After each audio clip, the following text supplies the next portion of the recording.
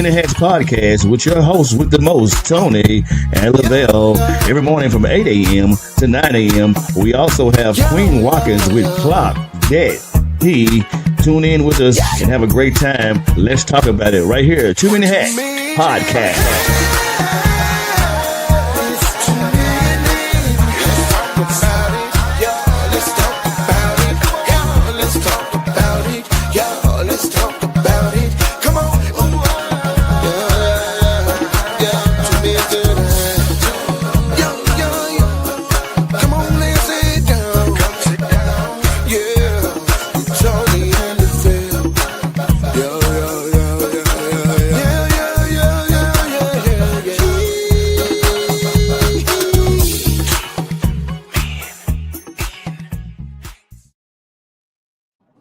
Top of the morning to you, my beautiful people. Happy Friday. It's a beautiful day in the neighborhood, man. It's your host with the most, Tony Mays, Lavelle Salter, with our special guest, Miss Gwen Power. What it do, my guy? What it do, man? What it do, man? What it do? Good morning. Morning. Good morning, Miss Gwen. Hi. Thank It's you for a the blessing to invite. be on. It's a blessing to be on top of the ground, and the ground not be Definitely. on top of Most us. Hello, definitely. somebody.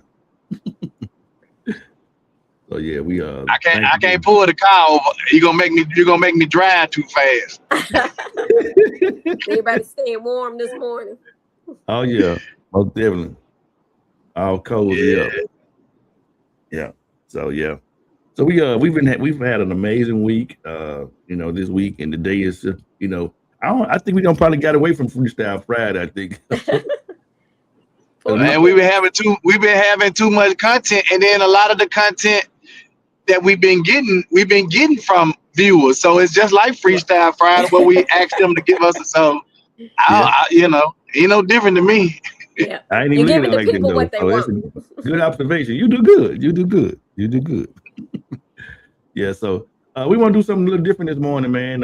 Tony and my sister, they're traveling.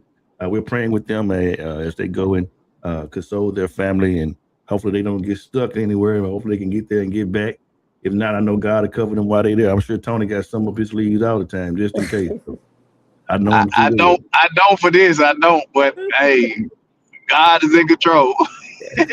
It's Definitely. all good. So since we're dealing with the weather, I think our sister Queen, she's talking about what we're about to be dealing with. They say sometime in the morning, over in the morning with the weather. So we're gonna bring Queen Walker. She's gonna get ready to clock that tea first today, and then we're gonna get into our subject, man. Good morning to everybody. I'll make sure y'all share the live, share on YouTube, like and Like subscribe. and share. Like Like, Yeah, and share, and share. subscribe. Yep. yes, yeah. All right, Queen, come on to Good the stage. morning, good morning, good morning. Y'all know what time it is. Put them phones down, fingers up. It's time to clock that tea with your girl Queen Watkins. I hope y'all are having an amazing morning. But y'all know what time it is. Time to clock that tea. And y'all, the tea today that we're clocking is about this snowstorm that is supposed to be coming our way this weekend. And I care about y'all. So instead of clocking too much tea today, I'm going to give you a few details of what I've heard regarding this big snowstorm that's coming. So they're calling this storm a polar vortex. Okay? They're saying that this storm will be worse, more worse, worser, however you want to say it, than the blizzard that we had in 96. I don't remember too much of it. I was born in 96, okay? So, but there was a real bad blizzard then, ice storm, and they're Yep. saying this one is going to be worse. Oh wow. They're saying in the eastern parts of the United States, Texas, it's going to be what negative, no, single digits.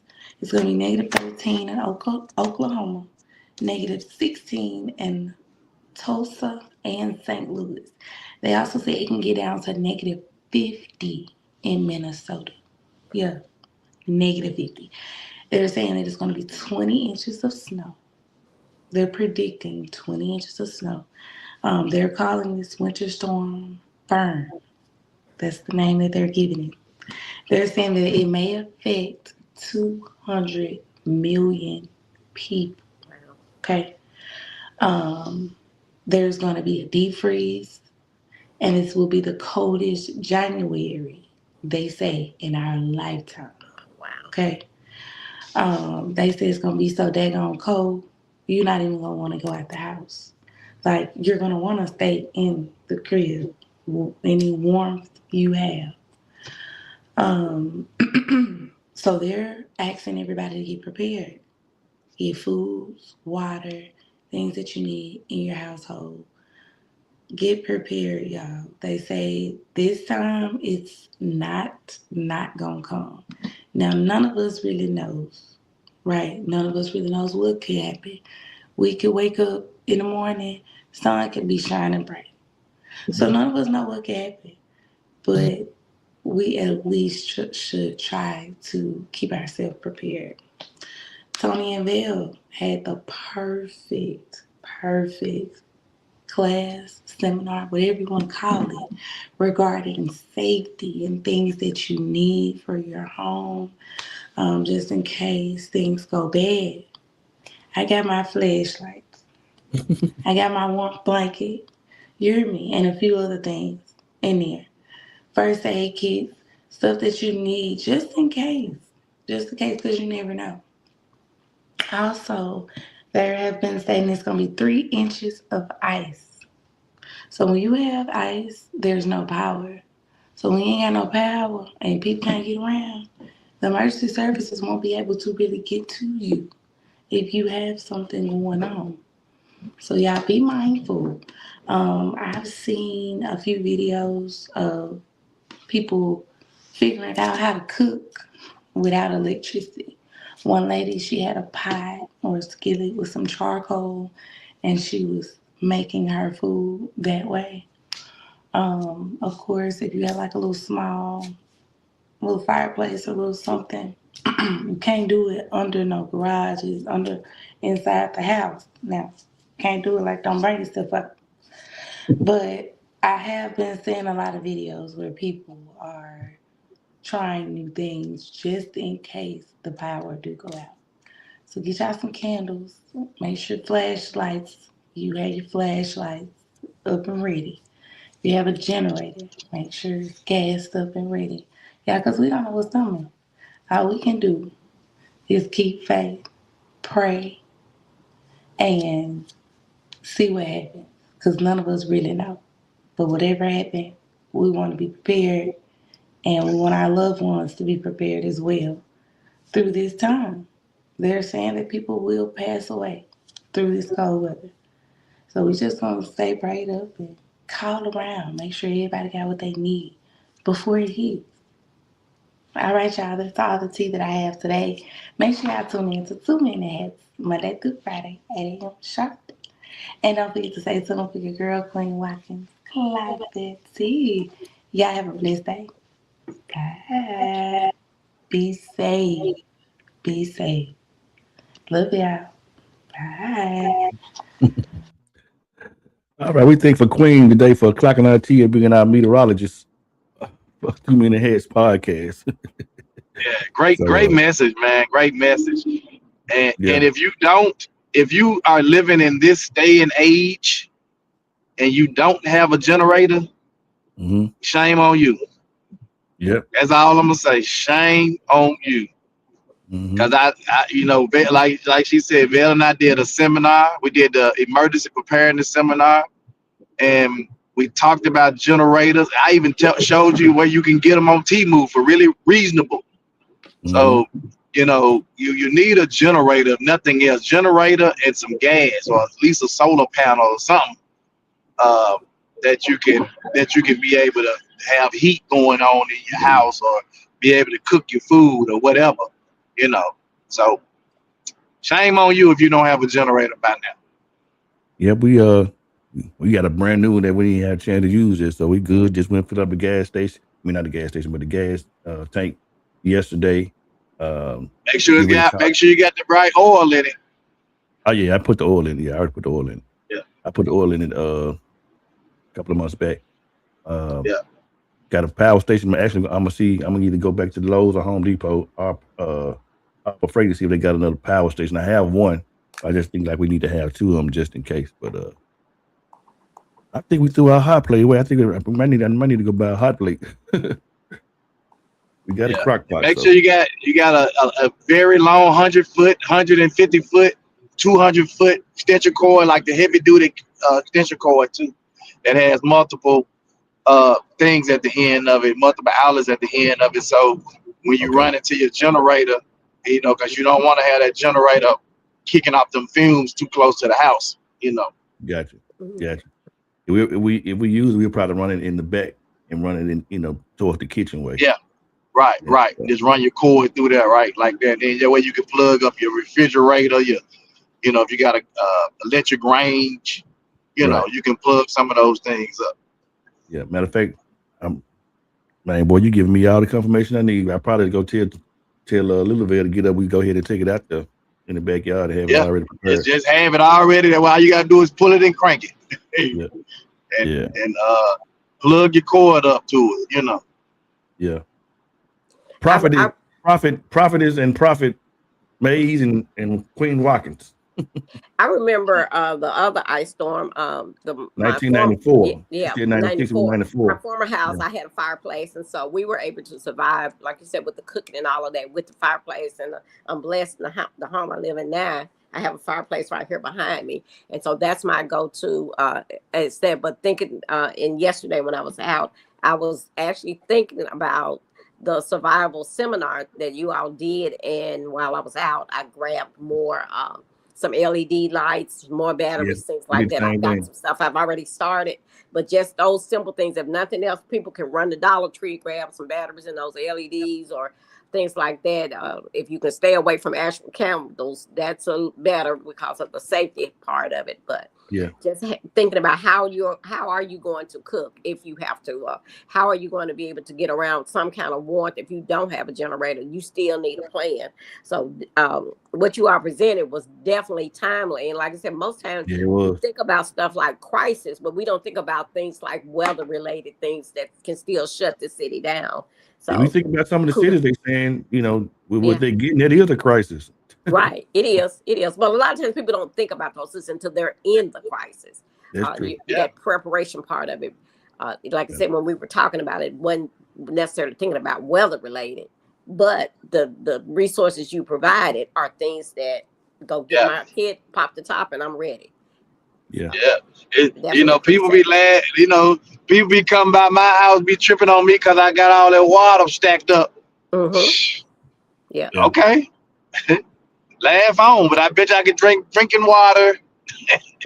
Yeah. We just bought some more yesterday, and also Don went and bought this. It's like a shelf, and the water that you put, the big water thing that you put to get the water what you cook. We got 4 of those, like on the shelf, and so we can refill those or whatever we need to do. So, she said we ain't gonna get caught with our pants down no more. Yeah, bro. I was sharing with somebody, and I know we're gonna get into the topic, y'all, but I was sharing with somebody about like they were telling me they had a couple of little small containers with some emergency stuff in them. And then I took them back there and showed, man, it was like, oh, I got to step my game up. And I said, you saying you need to step your game up, but I'm looking at what I have and saying, this ain't enough. I got to step my game up because, I seen somebody had look like they had a warehouse at their house. Yeah. I don't have that kind of space, but it gave me an idea. So I went and bought like 20 of these storage containers from Walmart. And I'm gonna build me a wall rack with all these shelves. I'm gonna have all them labeled. Mm-hmm. Okay. Yeah. So I'll just be able to pull the little bin out, that got the stuff in them. Yeah. So, and then I think I'm gonna build another one of those similar to that in my workshop. Yeah. Mm-hmm. Yeah, we most definitely praying for everyone, man. And if you got elderly people that you can that you connected with, try to go check on those individuals as well. Because Ms. Phillips just mentioned elderly people won't be able to go outside and do a generator. we are most concerned about them. So you're most definitely correct. Right. Also, another tip that Hey, my mama 81 this year. My mama got a generator. I bought my mama a generator. Actually, pops them gave me a generator, and I gave it to my mama, a big generator that they wasn't using. And man, my mama go out there and pull that thing out and crank that thing up in a minute if her power go out. That's good. Your mama sold you, Joseph. And Yeah, just a reminder, in the survival kit for those who got it and those who were fortunate enough to win them at the seminar, that's a great time to pull out those emergency blankets, the little aluminum things. Have those out, like you said. No, put those on, and then if you're still cold, put a blanket or something over that. But this is an opportune time to make sure you got those at hand and don't have to go look for them. Pull them out and have them already available for you. Yeah, absolutely. I did order those. Yeah. And if you guys got those gas fireplaces, that's like what we have at our home. George Sillipeck said yesterday, if you got those gas fireplaces, and I know you don't want to have to lift your window up. He said, but you're running all off the road. Wow. You can only run those gas fireplaces in your home for so long. Yeah, he said an hour. He said we'll give out carbon monoxide. So we have them, but we know we're going to utilize them at discretion of needing them. So I have wood burning fireplace. Jesus. Yeah, I'm pretty sure you got wood stacked up too. I got some. I got enough. If not, I'm gonna start burning some stuff that could keep it going. You're gonna be burning some of them books. That's it. There's some stuff gonna burn if I need to now. It is wood. You're gonna be burning some of them books. Yeah. Wow. But like I said, with the last one, we survived with our fireplace, and all of us just gathering in that one room, and putting blankets over the open spaces that lead into the other rooms, like the kitchen and all of that. And we were able to survive that whole time, no issue. So that's my plan again. I don't have a generator, but Tony, I'm gonna put that on my to-do list. Yeah, Temu, man, less than $300 on Temu, 2,500 watt generator, portable generator, and it's not super heavy either. That's what I like about it. Yeah, if you want to get one in the city, the cheapest place you're gonna probably get them is Harbor Freight if they got them in stock. If they got them, and that's the other thing. This probably today, most stuff is gone by now. But yeah. You ain't gonna find them. You ain't gonna find hardly no generators in those stores right now because everybody ran out, got them at the last minute. But Temu definitely.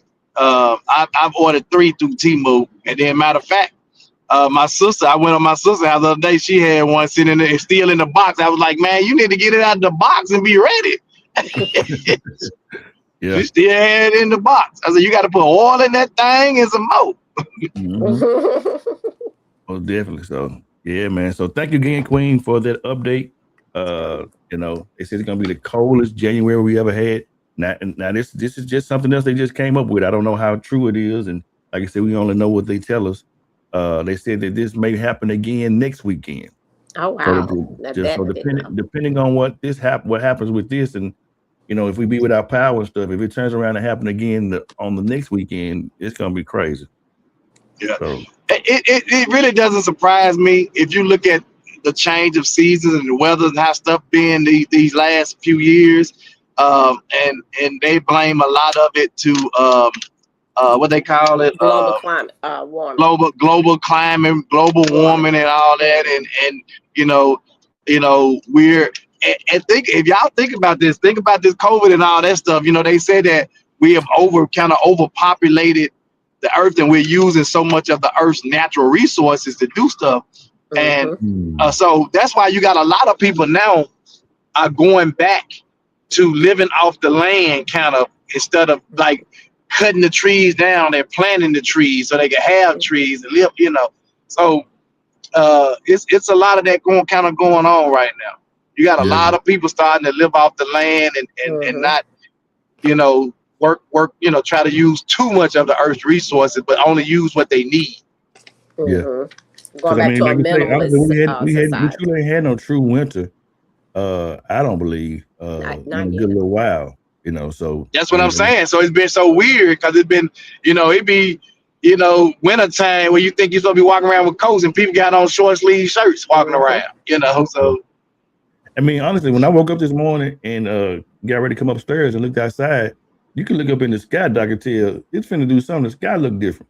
I mean, you can tell it's like a little slight haze, like, oh, it's finna do what it do.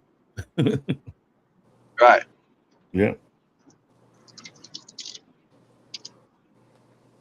Ooh, is this Quita? Oh, she texted. we don't already clock your T, Queen Watkins. But anyway, man, we thank God for again for that opportunity to discuss that, and hopefully all your family members and loved ones are up on the game. And get with some of these neighboring churches as well, because I know some of these neighboring churches do have pantries and stuff like that for your elderly people and stuff there. So use all the resources you have at your disposal. So yeah, and I'm pretty sure the city is gonna have for people that you guys know, warming centers for people that are unhoused or whatever, or just may have lost power with their house or whatever. The city is gonna have warming centers open. I'm almost positive, 100% positive. Yeah. Did you all know that this morning on CBS Morning they actually did a piece about Tennessee having already declared a state of emergency for the weather? No, I didn't see that. Yeah. Yeah, I heard about that a couple of days ago. Yeah, it's actually on the national news this morning that our entire state is under a state of emergency for the weather. With that senator we got and that dude up there 47, I don't need anyway. I'm not finna get into that. Ooh-wee. How be ever. All right. How be ever. How be ever. Yeah, how be ever. It's old folks saying how be ever. I don't know how they came up with that one, but anyway. All right, Ms. Gwen, thank you for being on. We're gonna get ready to jump into our subject, man. But now y'all see why I don't like to clock the T first, because you get going to a whole different conversation. Right. We didn't spend 25 minutes on the T and not talked about the subject. So yeah, but I think it was needed today because it did just the opposite, and I think what we're about to go into, and you guys traveling today, I just think it was imperative to do so. I don't think it's something we need to do all the time, but today I believe it was needed. So right. And the things we discussed, after it was most definitely. And a lot of things, we may know about it, but it's not always at the front of your mind or your thoughts. But when you hear it, then it's like, oh yeah, I gotta remember to go, like you said, remember to go charge up. I got it, but I gotta charge it up. So it's very we're reactionary people anyway. We're not proactive people. We're reactionary, and that's why we had the seminar so we could try to get people to be proactive in their approach to emergency preparedness and not be reactionary. Because when you're reactionary, that's when issues come about, and you find yourself in a panic. Right. Mm-hmm. Yep. Well, I appreciate it. Like I started mine, so I appreciate it. I did start my emergency kit. So. Awesome, man. I can run. All right, we're going to get ready to jump into our subject, man. How the past hijacks our heart, man. The heart, our heart, your heart, however way you want to phrase it. And we're going to jump into it. How the past hijacks the heart, trauma, attachment, and the people we choose. See, that's kind of still going off our subject on yesterday. And it's gonna get gooder, as they say. So. Gooder. And a lot of people do live in their past, and the past can hunt you if you allow it to. Man, it got these little small words in there. I can read it. Running your love life. It says every relationship is shaped by an invisible emotional script. The script was written before you could even speak. So you don't date people, you date your emotional history. Oh my God.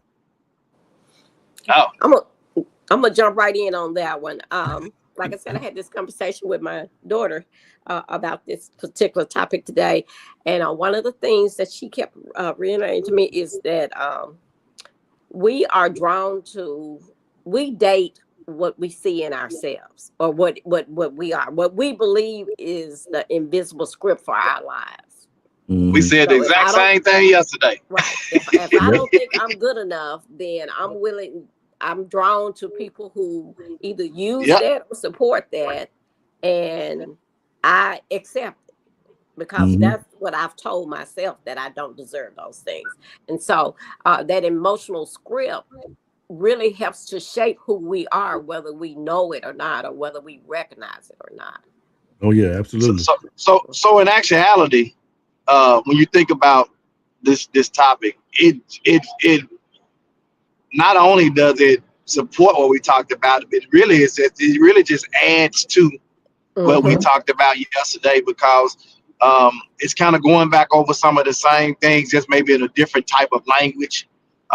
Because when you're talking about Mm-hmm. hijacking the heart, this is kind of the same thing that we've been talking about the last couple of days, is how we just allow, trauma in our past to kind of affect how we are as people Mm-hmm. and control who we are as people. And so, uh, boy, the term hijacking the heart, though, boy, that thing hit hard when I heard that this morning. I was like, hijack the heart. Oh yeah, We when let I our saw it. past traumas and things that have happened to us from a relationship standpoint, whether it's friendship, family, Right. Mm-hmm. uh, you Absolutely. know, whatever it is, work relationships, Mhm. whatever happened to us in the past, sometimes it affects us so deeply till it Mm-hmm. impacts what we do moving forward. Right. Mm-hmm. If we don't heal from it, or if we Mhm. don't try to heal from it, Right. you know. Correct. And even be aware of it, because I think that's part of the hurdle. Is oftentimes, I know for myself, I think I've probably carried wounds since early childhood, but I never really was aware of it, or knowing Right, the why. And so right, you got to get to that acknowledgement, and then you can move on to being able to heal from it. And a lot of us just go through. We don't know why we are the way we are, or why we do the right. things we do. Oh, he's finna get into it. He's finna get into it. Well, good morning, Mel. Good to see you. Good to hear from you. Uh, Thank you for going back and reviewing everything, and appreciate all the support. Mhm. All right, moving right along. The four core love wounds: abandonment. People always leave. Neglect. My needs do matter. Betrayal. I can't trust anyone. Humiliation. I'm not enough.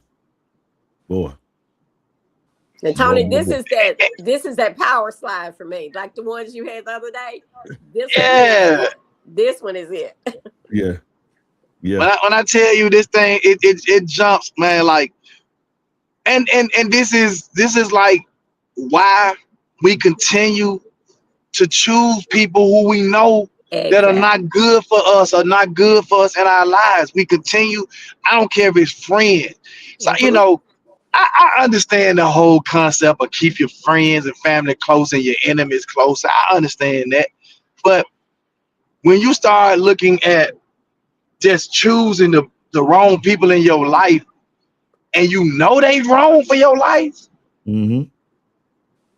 this is, and then you saying, okay, I chose these wrong people. I Mm-hmm. knew they was wrong for me.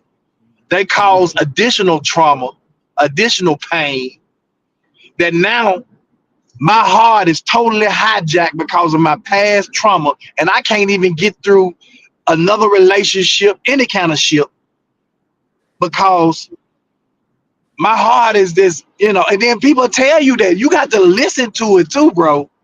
Mm-hmm. Mm-hmm. You got to listen, man. Yep. They be telling you like I'm up, Yep. But I Yep. and said we don't want to yesterday, hear it. you remember yesterday I said something about what we live through, or what we experience, especially as children, that becomes our normal. We go through it Yeah, because that's all we know. And to us, yeah. Mm-hmm. until you see a healthy relationship, the one you're in is in your mind healthy. Mm-hmm. You So know it's a so so flaw. You may we know it's keep some flaws saying, in it. right.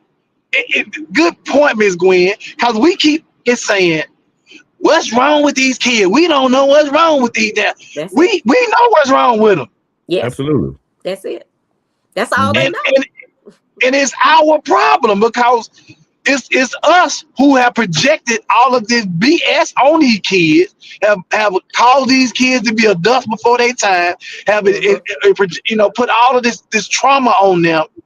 They've seen they probably shouldn't see, heard stuff they probably shouldn't hear. Then we want to know why they are the way they are. Look at their examples. Right. My daughter shared the word parent wounds. Parent wounds helps determine or helps shape our emotions as we grow.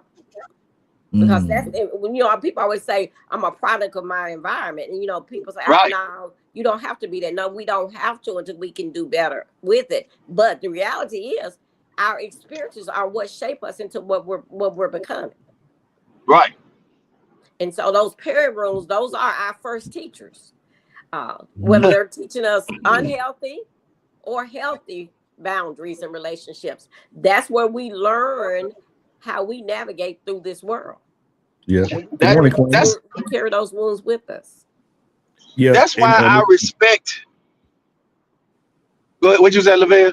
I'm just gonna read what Mel says. He said that's why you have a lot of single people now, and I heard what you're saying, but that's kind of answer to and a not so good rebuttal, because I don't necessarily agree with that. Yeah, I don't agree with that. You haven't dealt with the stuff that this stuff is talking about, and that's why you have it. You don't deal with it. You haven't dealt with the abandonment. You haven't dealt with the neglect. You haven't dealt with the betrayal. You hadn't dealt with the humiliation. So that's why you become those. And that's why you single. That's why you single. And to add to that humiliation one, for me, the term I would use there is shame, because that's the one I most identify with. That's where I see my childhood. It's pretty much the same thing. It's pretty much shame and humiliation about the same thing. Based on shame of feeling like I wasn't good enough, or I wasn't enough. So that humiliation, I just reverted that one to that shame that we've talked about. Yeah, I mean you can, and I hate to harbor on this dude, but the dude we're dealing with in the White House right now, that's exactly who we're dealing with. He's the king of it. Anyway. But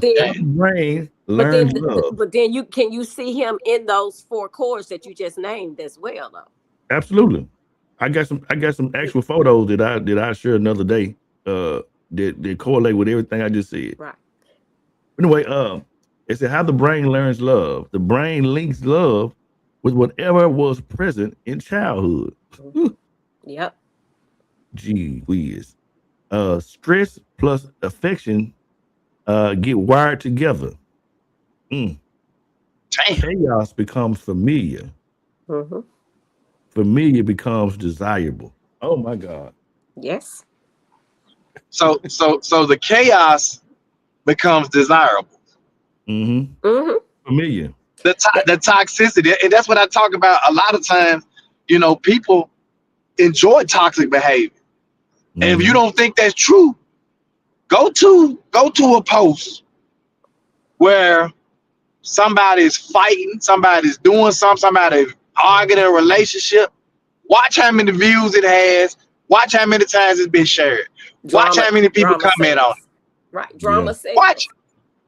You're right. People love toxicity, man. I don't care. They love it. They get off on it. Some people thrive on it.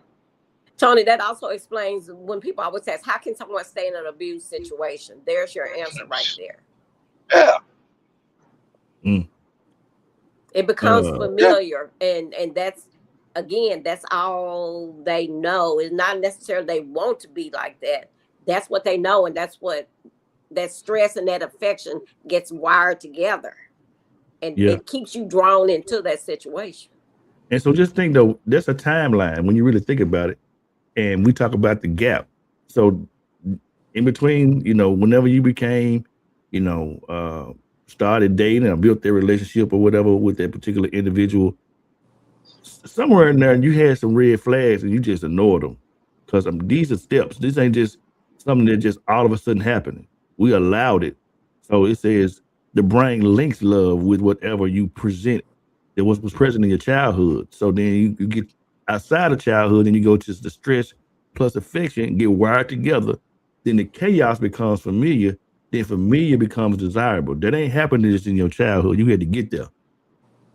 But then think about too, how people say, "Oh, people look for their mother, or they see their mother or That's a their whole new father level right there. in a relationship." Again, but that's coming back from that what you're linked to, what your definition of love that you see in your childhood. Mm-hmm. Dude, And so that's people what you. people date at the level of their self concept. Mm-hmm. Low self-worth chooses low effort partners. That's it. That's Yeah. it. Unclear identity accepts unclear treatment. Mm-hmm. You don't choose partners, you choose mirrors of your self-image. Love He went that. back to Mirrors. People Okay. fall in love with potential. They Yeah. ignore patterns. Miss Gwen, that's why they stay in those abusive relationships. They ignore the patterns. They Mm. romanticize the red flag. The red flags are romantic to them. Right. Yeah. Mm-hmm. You're not in you ain't in no relationship. You're in a renovation project. That was Right. so good right there. But at some level in their mind, and I'm speaking, like I said, I'm speaking as an abuse survivor. So at some level, there's some needs being met there, even though they're unhealthy. There's something being met there. If you feel a sense of abandonment, even being an abuse, when you still got someone in your life. Yeah, but not again, because it's not healthy. But yeah, not Right. because you put no that's how damn the hand on mind a is woman working, though. though. Nah, The we ain't mind doing is it. telling you that need is But- but- being met. That's where that but when stress and people- affection gets wired together. But people fear. Some people fear being alone. Yes. Yep. Yes. They fear it's being fear. alone. And if I'd rather be in an abusive relationship than be alone. Right. And that's true. Mm. That's true. That's crazy. Miss Mill says, meaning selfishness and unresolved issues. I believe in therapy and God foremost. Absolutely. Yeah, that's you got to get that therapy enough. Right. Yeah. Man. Ooh-wee. Mhm. we didn't even get to the fourth slide. Why logic fails in relationships. The trauma lives in the nervous system, not the thinking brain. Wow. You can know The body decides before the brain, bro. Yep, we said that yesterday. Yep. You can know better and still choose worse. It's psychological, not just intellectual. God, dog. Yes. So Man. that even goes back to that part where it says you're not just dating people, you're dating spirits. You know, you're drawn. You're like Tony said earlier. If you're a one that has a womb of abandonment, you're drawn to someone who's going to fill that space for you. So you're dating, and you're either going to someone who's going to support that, or you're drawn to someone who's going to abuse that. But you're getting into those relationships because you're looking for a need to be filled, or for a wound to be healed. Mm. That says a lot about people, man. And when you think about people who, and then you wonder, like, maybe family members, right, or friends, and you be like, why I don't feel like this friend love me like they love this friend? Why this family member don't love me like they love this? Or they don't love no other family member. They love everybody outside of their family members. Because when you have that when you see that mirror in people, when you look at somebody and you see a mirror, right, and they always remind you of that reflection of yourself, that's part that you don't like, that you can't stand about yourself. Now I want to separate myself from that. I'm gonna separate myself from that, and so I push the people who love me away, and I accept the people that don't know nothing about me. Because when I look at them, I don't see the mirror reflection of myself. Yeah, that's why they choose the wrong people.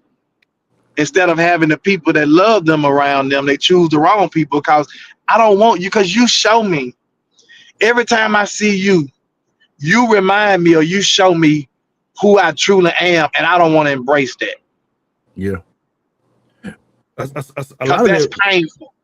right? A lot of that why that happens too, because majority of the time when you're a responsible individual about how you move and what you do, that person that you have that inner conflict with, you gonna hold them accountable. And a lot of folks don't like accountability these days. Yeah. Not feel they like ain't gonna hold themselves accountable. Shit, they'll that's hold what I'm you saying. accountable. Right. But a lot of time when you care for someone, you know what I'm saying, the way you're wired, when you care for someone, you're gonna try to help them out, you know what I'm saying, but they don't want it. You know what I'm saying? I'm grown. Right. But just like on the webinar yesterday when it was talking about the grief, most of us, we don't want to sit with the pain in order to get through the process. Come on now. Right. And that's so the mirror is the pain. Yeah. And we don't that's the part. We don't want to do the work in order to get to the healing. Mm-hmm. Yeah. It's gotta be more than just wanting to be healed. Because people really don't understand the healing process, right? They think the healing process comes immediately, and healing is a lifetime thing. It's a journey. It's a journey, right? Yeah. You don't. That's why we tell people who suffer different trauma events or loved one passes or whatever. We tell them, you take as much time as you need, because grief has no time limit or expiration date. You know what I'm saying? Mm-hmm. And that's one reason why what I do is when somebody is going through something or going through grief, because I don't want to say the wrong thing to trigger them, I give myself a while to even call. I might say, hey, love you, and they may be out, but as far as me having a conversation, I learned that when I was going through what I went through. So I'm very, very, very cautious, because we so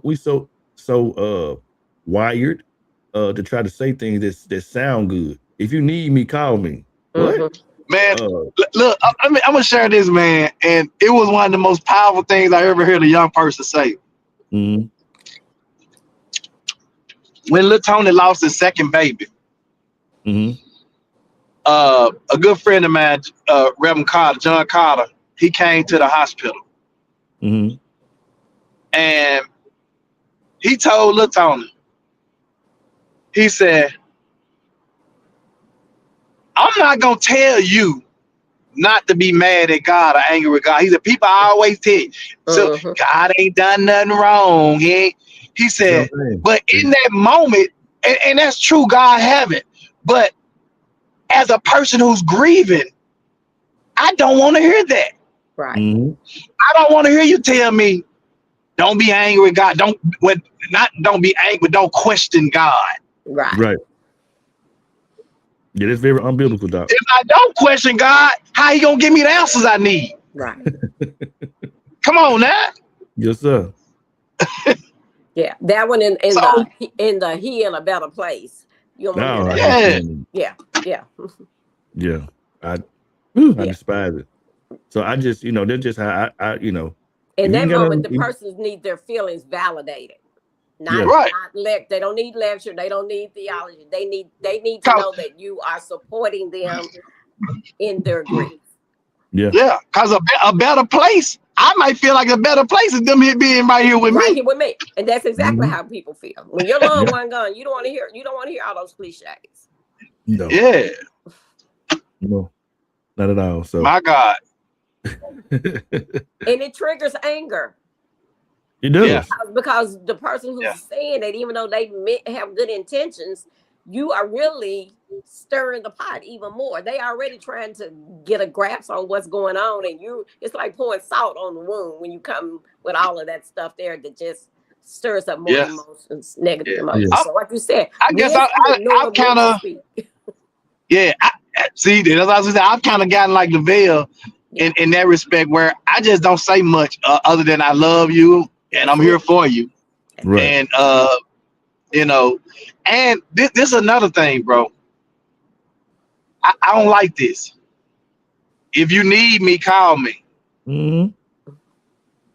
Because if you know that there is a need, why do they have to call you? Come on, man. Just do. Mhm. That's why me and Monica react the way we do in so many different situations, because we don't wait on a person to, because people's pride and humility and a lot of that stuff may won't allow them to ask you for what they need, knowing they need it. Mm-hmm. And also, Because when I ain't gonna tell you, I ain't gonna ask you for nothing. Right. And also, when you're grieving, at some point, all you're trying to do is just cope, just survive. Yeah. Your mind is not thinking about what you need. You're just trying to be able to hold it together and not crash out or just lose it all together. So we don't. And I may very well need something, but I ain't gonna ask you, and that's because I feel like if you say if you need me, call me. That means that you know that there is a need. Right. So meet the need. Right. And this last one says healing is psychological and not just intellectual. That's saying the same thing. What we're saying is that I don't need you to be smart right now. I need you to think. You know what I'm saying? And be careful with what you say and how you say it. I mean, you even got a lot of pastors and stuff. When folks have, they love one friend, they go there and say some of the ignorant stuff. I be like, bro, you might well just preach and shut up. Anyway, don't get me started. Yeah. Boy, we in some good territory. So, and I think two things can be true at the same time. Earth has no sorrow, heaven can't heal. But at the same time, I feel like if I'm sorrowful, ain't nothing can heal that right now. So I believe that's two things that people can feel true at the same time. At the same time, absolutely. Right. Yeah.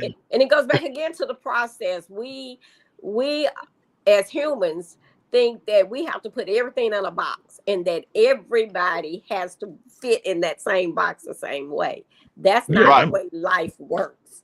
Yeah, I mean, we all need our own space and our own time to process the best way we can. And we don't often want to give people that Miss Gwen. That remind me of good times, Miss Wanda.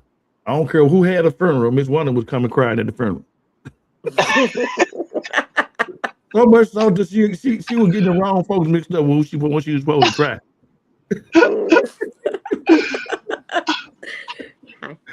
So it's like anytime somebody die, I'm gonna say the same stuff every time.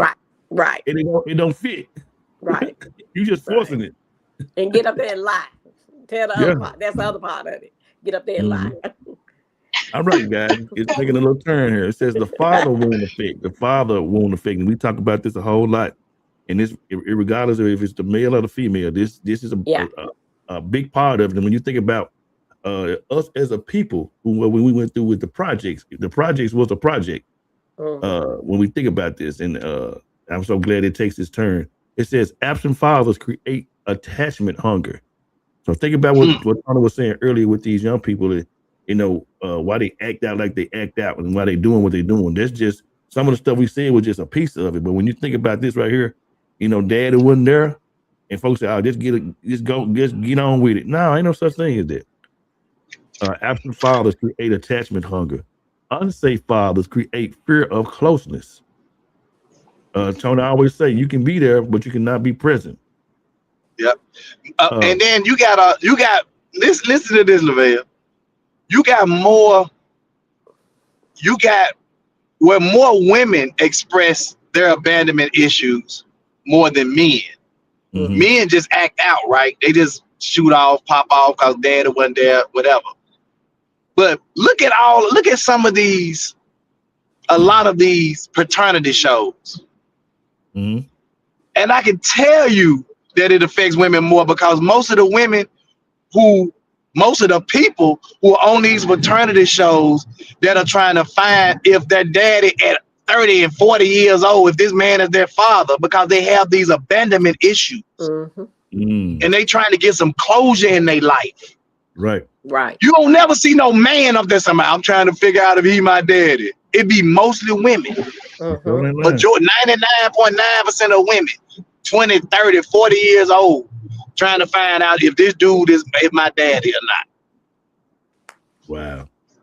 And I say that, and with the father wound effect, it either draws us or it drives us. And again, like I said, this one again is the one that speaks to me.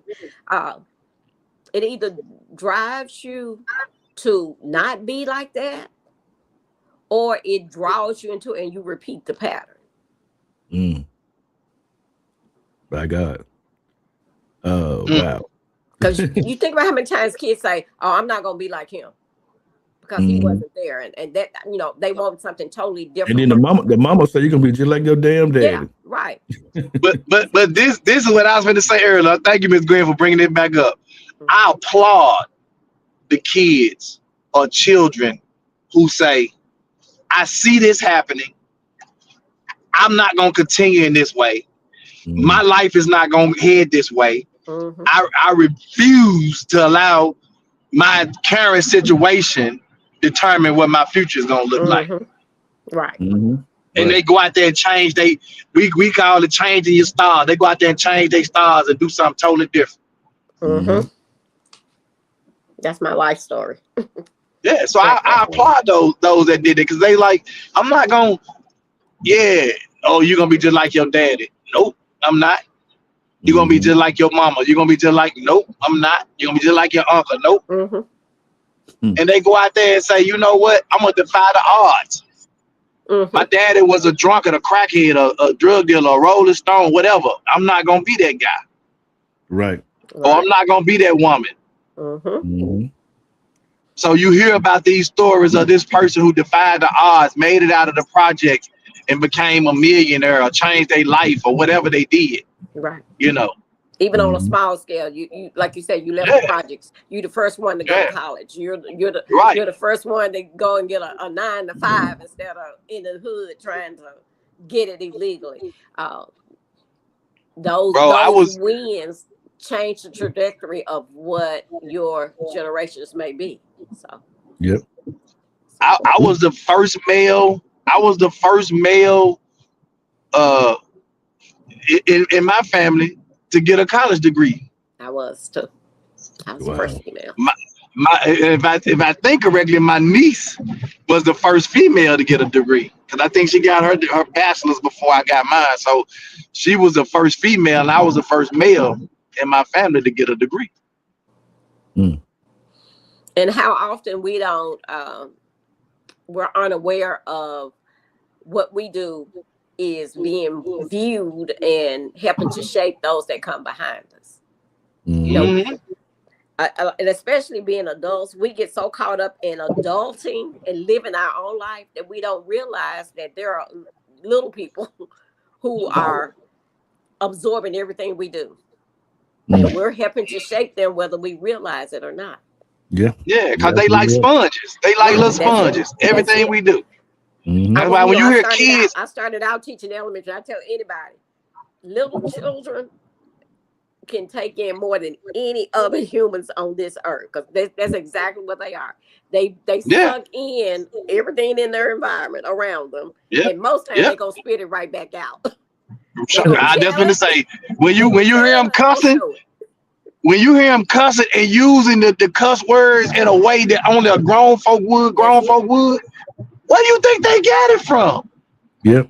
And it ain't funny. It ain't cute. Talk to a first grader or a kindergartner. Ooh, they'll tell you everything. Tell you everything. They're like, I be tripping because the little cartoon Lil Run. Yeah. Lil Run, boy, when I tell you he repeat everything he hear and see.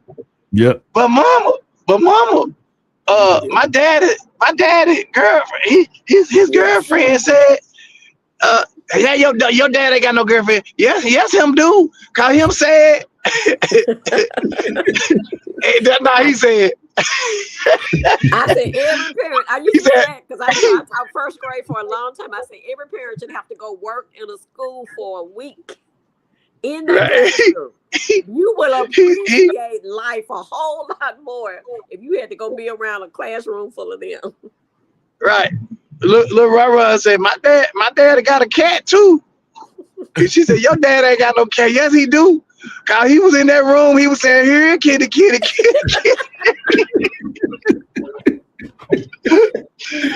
Oh boy. And he tell his daddy, cause mama said your fat ass ain't gonna do nothing. That man repeat everything he hear, boy. That's what make it be so good, because it be so relevant, like the baby kids. Right. Yeah. Woo. Okay. Emotionally unavailable fathers create attraction to distance. Man. Unhealed father wounds shape adult intimacy. Yeah. Because we haven't dealt with the issue. Right. And so if it's still unhealed, it's going to affect any relationship, not just, romantic. It's going to affect any relationship. You're not going to trust people in business. You're not going to trust people at church. You're not going to trust people in the community. Those wounds determine, like, again, I keep saying, it helps make us who we are. Mm-hmm. Boy. All right, guys, we going to 5 minutes, almost into the hour. Did you guys, since you're driving, did you want to go a little longer, or did we want to hold off? I just want to know too before we get moving. I got time today. Yeah. All right. Good. Okay. Just want to make sure. Keep it going. Before you go off that slide, though, even though I do want to punch into that part, even though it said the father wound, I think it's important to also address the fact that there are mother wounds too. And so absolutely. We can insert that father in there because a lot of times society, we just focus on what the man do wrong. But there are mothers who are neglectful, who are emotionally unavailable, who create those wounds that are not addressed in daughters and sons. And sometimes those get pushed to the back burner. Well, I think it's a direct on what the daddy didn't do. It's a direct effect of the father wound because of the father wound, the mother wound comes. Because if I got to try to show up and be daddy and mama, and you already know a mama can't be no daddy, that's a problem. Mm-hmm.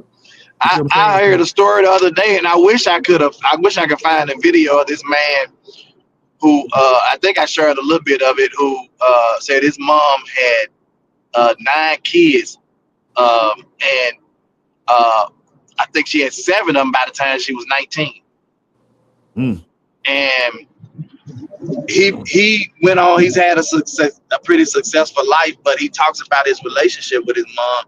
And he was like, every time he tried to bring up, because his mom did a lot of stuff, just kind of, it wasn't really there, wasn't present, and every time he tried to have a conversation with her to just tell her like how it made him felt as a child. So I wasn't a good parent. He's like, see, you ain't listening to me. You're not trying to hear me. Because all she want to do is deflect and say, you're just saying I wasn't a good parent. He's like, I'm not telling you wasn't a good parent. I'm telling you what you did was probably all that you knew and all that you knew to do. I think I saw this, what you're talking about. Yeah. But he said it upsets him that he can't have that conversation because every time he try, it's a whole different, tone. Her tone changed. Everything about the situation changed. Defensiveness, yeah. Yeah. And he was like, how can I, he's like, so our relationship has been really estranged because of it, because she won't, everything for her is deflecting. Like, just she won't take any accountability. She just deflects. Right. And I think he said he was and to be truthful, Tony, like I said, when we sit in ourselves, until we really look in the mirror at ourselves, we really think we're doing okay. We think we're doing the right thing. So that defensiveness because they haven't faced the truth, and they're not comfortable with the truth. And like he said, he didn't totally blame her, but by the time she was 17, she had 4 kids. You know what I'm saying? And he said he was the 4th oldest, and same thing. But there was an older man involved. They had an older father, and so he said he didn't just blame them. He said blame her because he had to put some blame on Dad. Because here, you guys were grown men messing with this young girl, Are you talking about the having comedian? babies. You talking about on Yeah. Club Shay Yeah, Shay? Okay, But yeah, then it's that's why, uh-huh. but then yeah. that's why the village is so important too. When I taught first grade, I had one of my early years when I first started teaching first grade. I had a 6-year-old in my first grade class. Was the oldest of 5 children. Her mother was 21 years old, Wow. Mm. and she had one every year after that 6-year-old.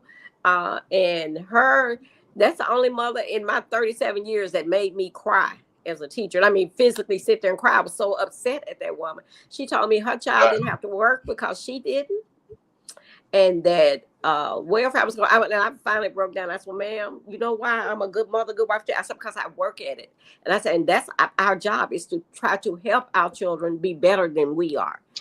She said she don't have to. I don't work. She don't have to work.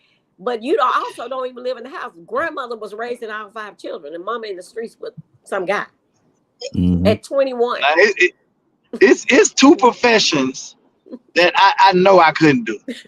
Teaching is one of them, Mm-hmm. because I can't sit there and watch these children, especially babies. I ain't talking about high school, but I'm talking about these young babies coming to school, don't have, Mm-hmm. or already feeling a sense of entitlement, or already being taught this crazy stuff. So you can already imagine what the future looks like for that child, and it's sad. Like, I couldn't deal with that every day and have to take that home with me. Mm-hmm. Yeah, I definitely believe teaching is a calling, and it even though everyone who teach is not is not called, just like everyone who steps in the pulpit is not called to do that. But Bill said I somebody needs a documentary. but I do Yeah. look at that God places people in our paths, and the same with children. He puts people in their path that are going to be able to help improve their lives, even if it's only for a minute. And so Yeah. Right. I'm grateful that I've been that, because I've always said that the most important thing to teach a child is not what's between the pages of a textbook. Mm. Mm, my God.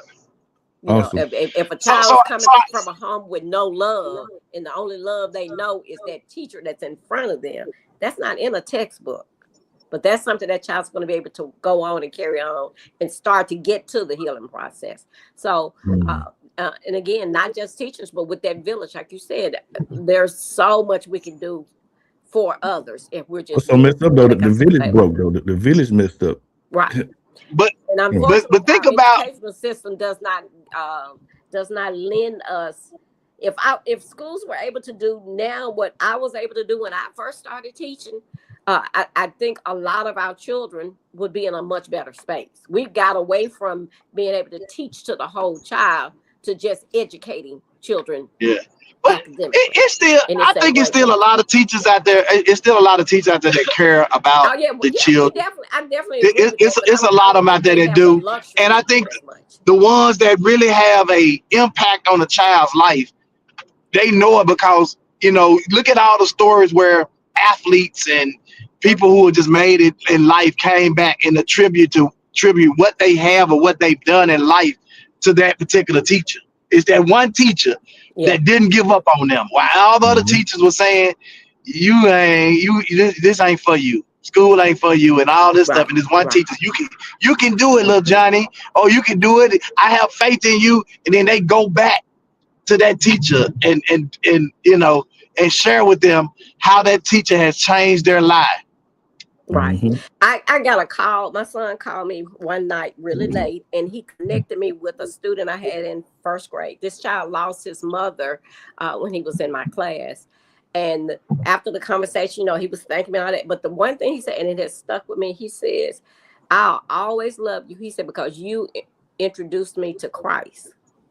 And that Mm, blew me away. And I was Mm. like, huh? How? I mean, and he was saying, "Because you love me so much when I most needed it, that I knew mm, I needed it." I would, as a first grade teacher, I would take my students home for the weekend with me every year. I took all the girls one weekend, I took all the boys the next weekend, and they spent the Wow. entire weekend at home with me. and my family and my husband. We took them to church. We did activity. And they saw a little bit of what could be different for a child. I mean, just those parents, allowing you to do that. Right. That's because you you got to be very careful with it. Right. Yeah. Like I said, my folks still be telling me and done. Y'all didn't let us go nowhere. Y'all didn't. I had that relationship with my parents that they trusted me enough back then to do that. But yeah, I definitely wouldn't advise that.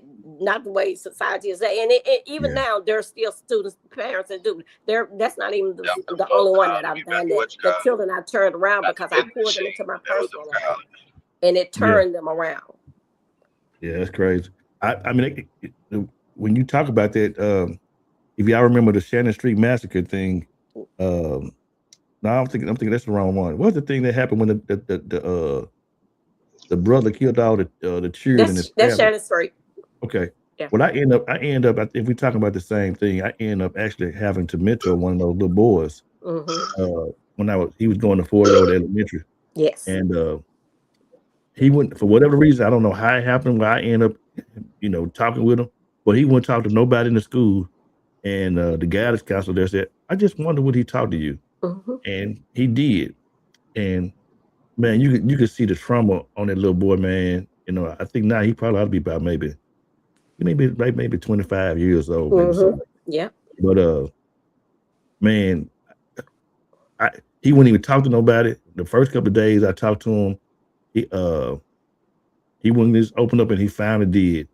And I always reflect on this, and man, I was able to get some kind of light out of him.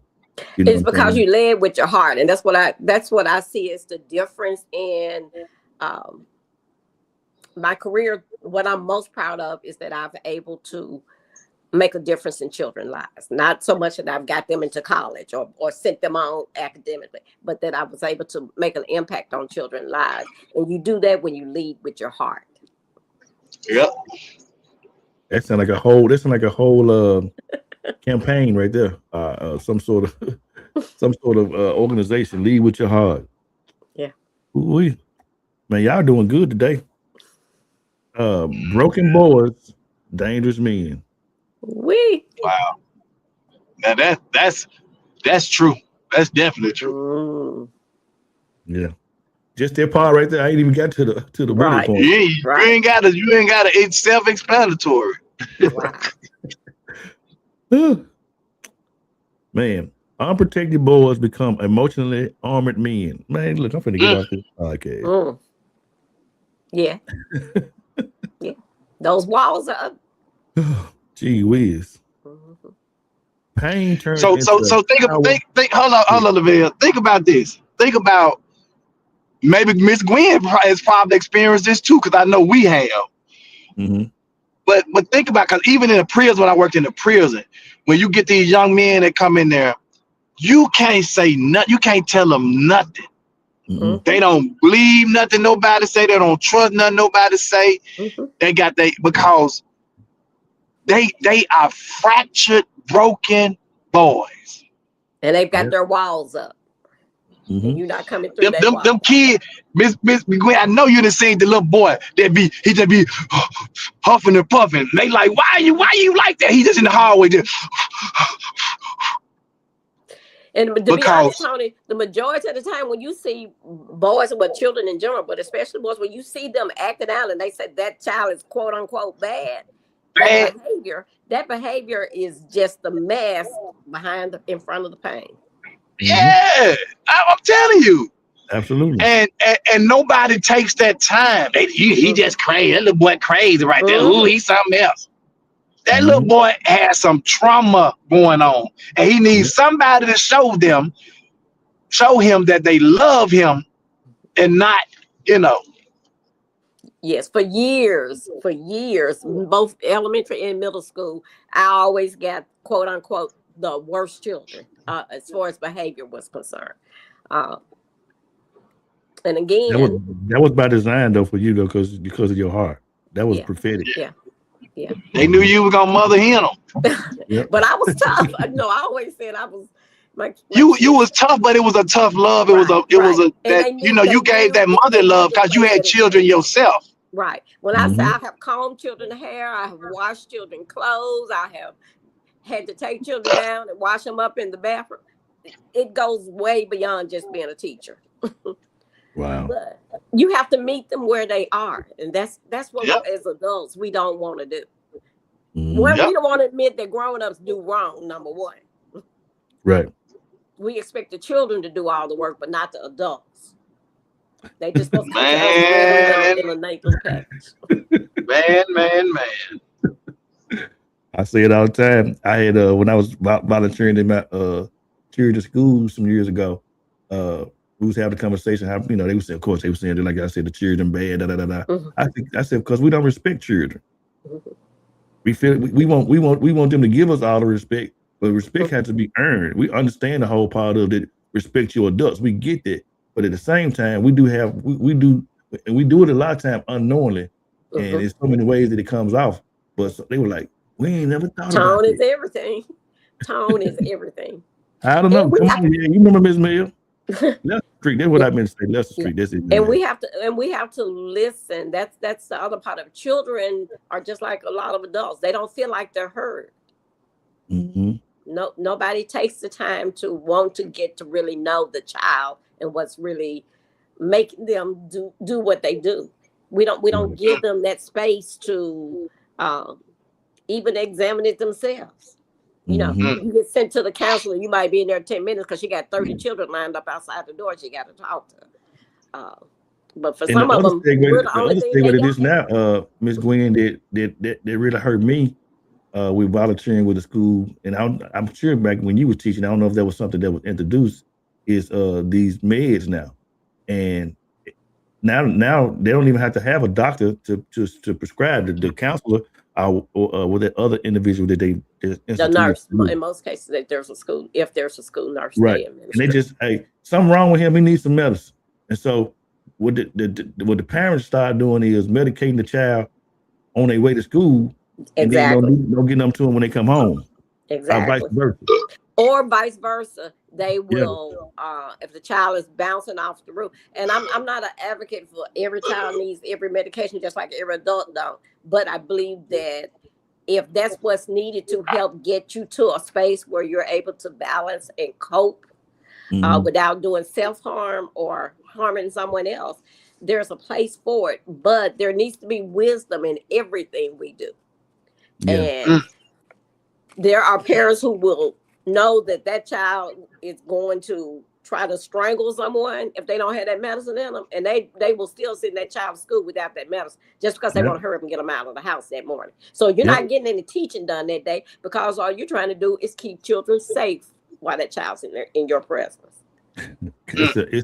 It's a glorified daycare. Yes.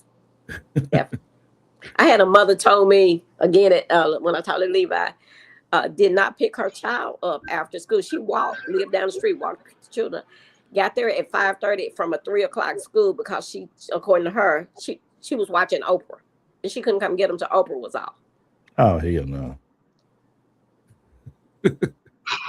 She could have told me that I'm calling them folks on your ass. And that's exactly what I told, because I was our acting principal, and that's what I told her. I said, ma'am, either you have to record it or you have to ask somebody what Oprah said, but you need to be here to pick your child up, because if not, they will be at the South Precinct if you continue to do it.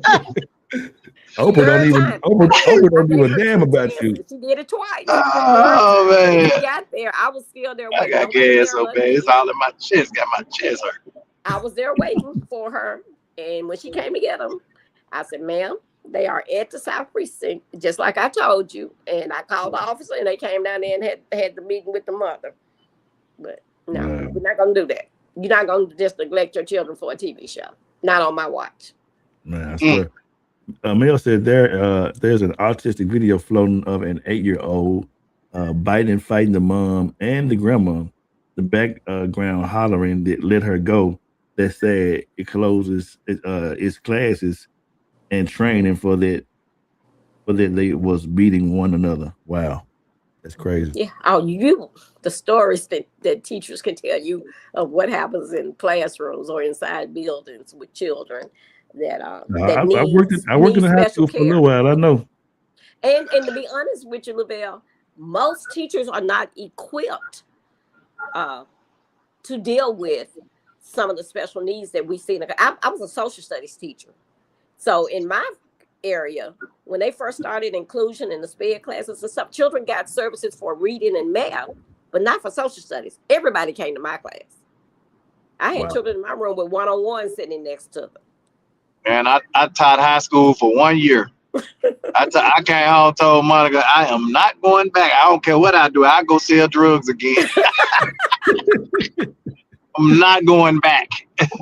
Well, Them kids will make you kill them. I went from 3rd grade to 7th grade, and I tell everybody, teaching 7th grade is like teaching in the twilight zone.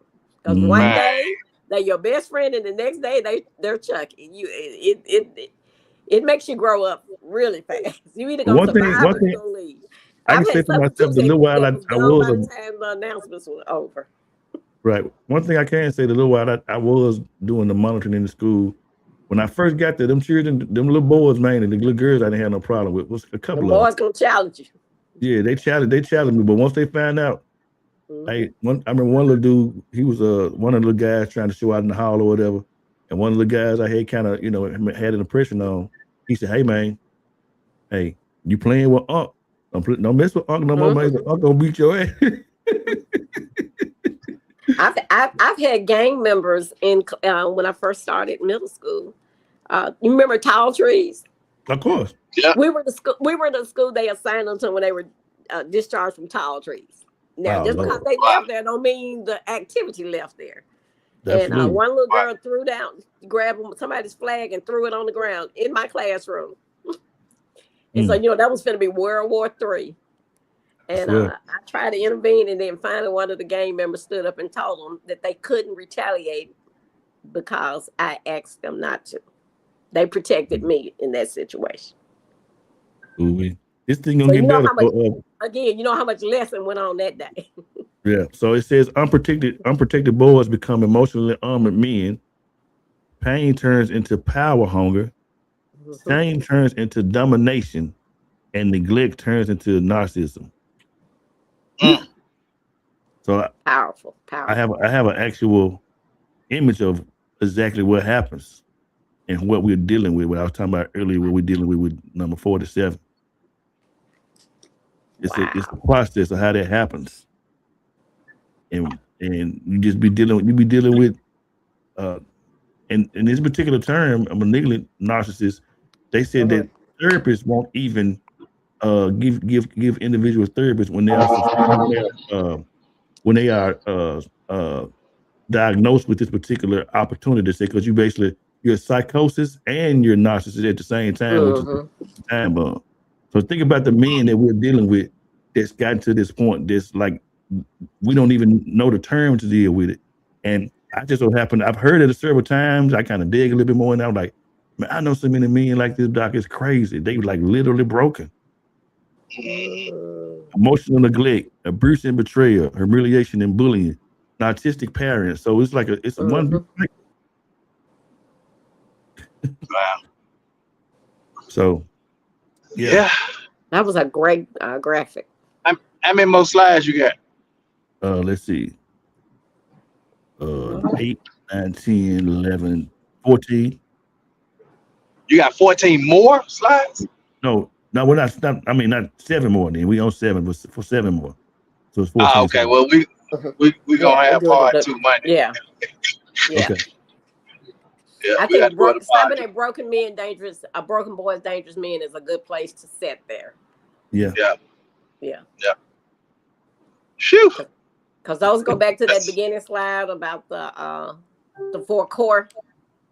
The 4 cores, you see those same 4 cores right there in the broken boys slide. Right. That's a lot to unpack. all that. Yeah, that's a lot. Yeah. And then that'd be a great place to start Monday. Yeah. Hopefully we have some power. Praise the Lord. If not, read our books. Yeah. Right. Because there should be probably some things in there that's going to really can shed some That's light what I on would some of like to this do, situation. since it seems like at least a few of us have the book now.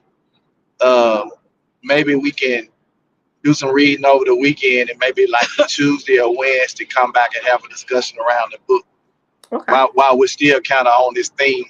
Mm-hmm. Yeah, I'm gonna try to go today and try to mail Miss Phyllis, but I don't know if he's gonna get to her because what's supposedly happening. So we'll see. Yeah. I could just drive to Lakeview Garden, but Or you could have just had it ordered and sent straight to her house. I wasn't thinking when I did it. I just when I Mm-hmm. ordered it, I said I'm gonna get this from the Miss Phyllis after I had ordered it. Right. Mm-hmm. What she say? And But I do have, if somebody's on here that you can't afford to buy the book, man. I ain't gonna just give it to you just cause you ain't bought it, but cause you can't afford. I do have one. If you can't afford to buy that, I will give you. Right. Just inbox me and let me know. Yeah.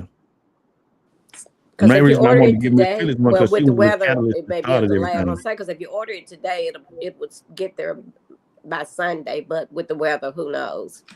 Right. Yeah. I was gonna say because I was gonna volunteer to just order one for Miss Phyllis and have it delivered to our house. Yeah, I already got it. Them folk gonna be out here though. Yeah. Amazon ain't gonna stop that money. Yeah. And the post office, they'll put chains on them joints. Mm. Miss Phyllis, if you wanna meet me somewhere, we can. I do got to get out of the way today. If you want to meet me somewhere halfway on Winchester somewhere, I can meet you and give it to you though. If you're gonna get out the crib, just let me know. You can inbox me or whatever you want to do, and I got you. I'm looking forward to reading this one. Yeah. Yeah. All right, Miss Gwen, go ahead and pray us out, Miss Gwen, evangelist, Powell, evangelist, missionary. Father God, we thank you again for the opportunity to be before you, God. We thank you, God, that in all things we do, God, we keep you in the center. And so, Father, we thank you that you have continued to deposit into us things that, Father God, that is going to help us, not only help ourselves, but to help others. We thank you for your wisdom. We thank you for the gift of compassion and grace. And we thank you, God, that for these two gentlemen that you have placed in their hearts, God, to start this podcast. We thank you, God, that we know that it's not just for them, God, but for the blessing that you have placed in others' lives. And we give you praise for it. Father, as we touch on this subject, God, that we know is a tender space for some, God, we ask that you help to prepare them to receive, not just them, but us as well, to receive, God, and be able to heal and move toward your goodness in it. In all things, God, we know that everything works together for good, God, because you have called us, and we give you praise for it in Jesus' name. Amen. Amen. Man, we will see you guys Monday morning, same bat time. Same bad place. Y'all check in with us every Y'all so stay often. Let us safe know. on the road, Tony. Yeah. Yes, ma'am. Too many hats. Let's talk about it. The 2 Minute Hats podcast with your hosts with the most, Tony and Lavelle, every morning from 8 a.m. to 9 a.m. We also have Queen Watkins with Clock Dead. Tune in with us and have a great time. Let's talk about it right here. 2 Minute Hats podcast.